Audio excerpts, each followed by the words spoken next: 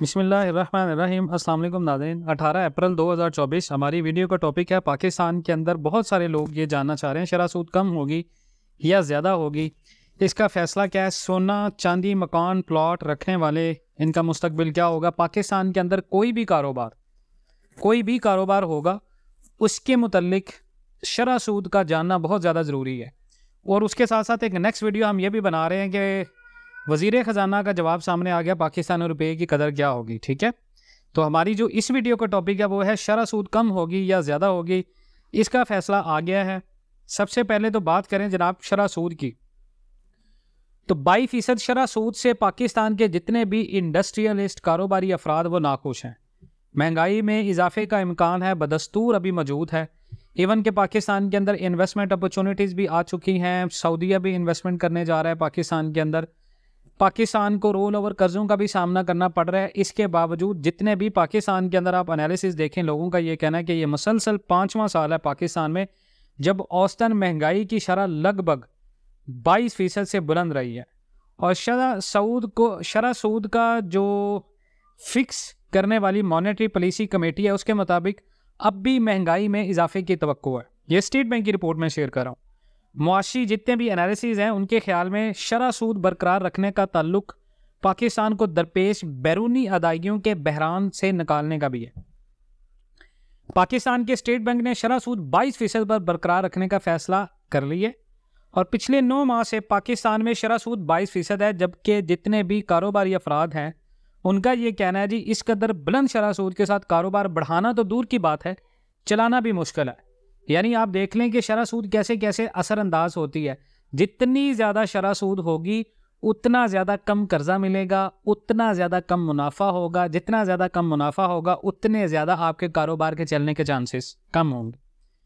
पाकिस्तान में शरह सूद बुलंद रखने के बावजूद महंगाई में कोई ख़ास कमी नहीं हुई, वरना दुनिया में ये फार्मूला तब लगाया जाता है जब वहाँ पर महंगाई में कमी होती है और शरह सूद की वजह से लोग अपने एक्सपेंडिचर कम करते हैं। पाकिस्तान में मसला थोड़ा सा उल्ट है। यहाँ पर शरह सूद हुकूमत ने 22% रखी है, लोगों ने अपना पैसा निकालना फिर बंद कर दिया है। लोगों ने बैंकों में पैसा रखा हुआ है, कुछ लोगों ने कमोडिटीज़ के अंदर पैसा रखा हुआ है, यानी पैसे की गर्दिश नहीं है पाकिस्तान में। जबकि इंडस्ट्रियलिस्ट और कारोबारी अफराद का कहना है शरह सूद बढ़ाकर महंगाई काबू में रखना नाकाम हिकमत अमली है हुकूमत की।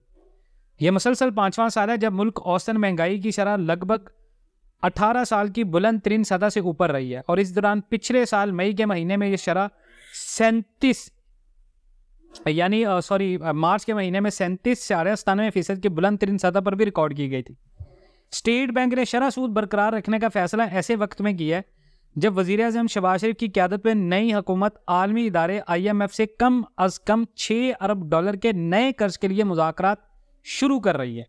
इससे पहले पाकिस्तान को स्टैंड बाई एग्रीमेंट के तहत रवां माह के इख्तिताम तक $1.1 अरब की आखिरी किस्त जारी हो चुकी है और इस मकसद के लिए पाकिस्तान का दौरा करने वाला IMF मिशन मौजूदा प्रोग्राम के जायजे के लिए बातचीत पाकिस्तान से कर चुका है।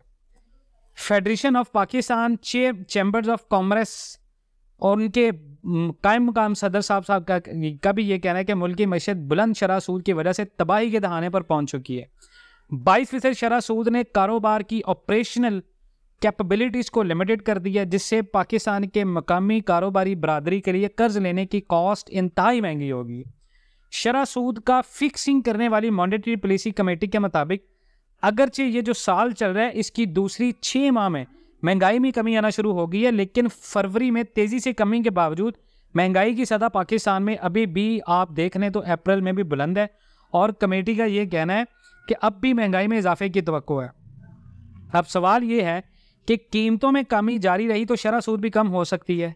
देखिए, शरह सूद बरकरार रखने का जो ताल्लुक है वो मुल्क को दरपेश बैरूनी अदायगियों के बहरान से निकालने का भी है।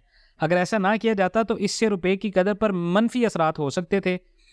और दूसरा ये कि IMF के तजवीज़ करदा जितने भी लॉज कंडीशंस हैं उन पर अमल पैरा होने से पाकिस्तानी मईशत के अंदर बेसिक इंफ्रास्ट्रक्चर मसाइल को कामयाबी से हल नहीं किया जा सका, जिसकी वजह से पाकिस्तान आज मैक्रो इकनॉमिक सूरत हाल के दहाने पर खड़ा हुआ है। दूसरी तरफ अगर आप देखें तो मॉनेटरी पॉलिसी के मुताबिक पाकिस्तान में पिछले साल की निस्बत रवां साल जो चल रहा है महंगाई में ख़ास हद तक कमी देखी गई है।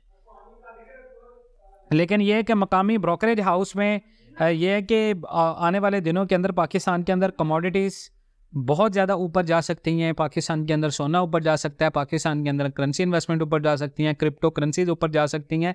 आने वाले दिनों के अंदर शरह सूद अगर पाकिस्तान कट नहीं करता तो पाकिस्तान के अंदर महंगाई इसी तरह बरकरार रहेगी और बहुत सारी ऐसी चीज़ें हैं जो मुल्क में बहुत ज़्यादा ऊपर जा सकती हैं। पाकिस्तान का असल मसला हमारी जो मईशत है उसका गैर दस्तावीज़ होना है, यानी नॉन फाइलर्स का होना है।